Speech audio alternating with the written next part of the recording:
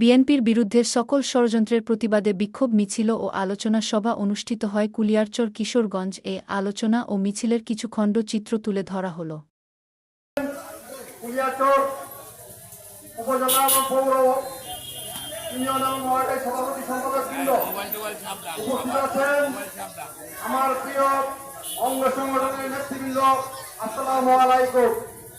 এবং এলাকাবাসী, প্রিয় ভাই আমার, আপনারা নিশ্চয় জানেন যে 5ই আগস্টের পর থেকে আমাদের বিএনপির বিরুদ্ধে ষড়যন্ত্র করে যাচ্ছে, যাতে বিএনপি রাষ্ট্রীয় পরিচালনার দায়িত্ব না পায়। প্রিয় ভাই আমার, আপনারা জানেন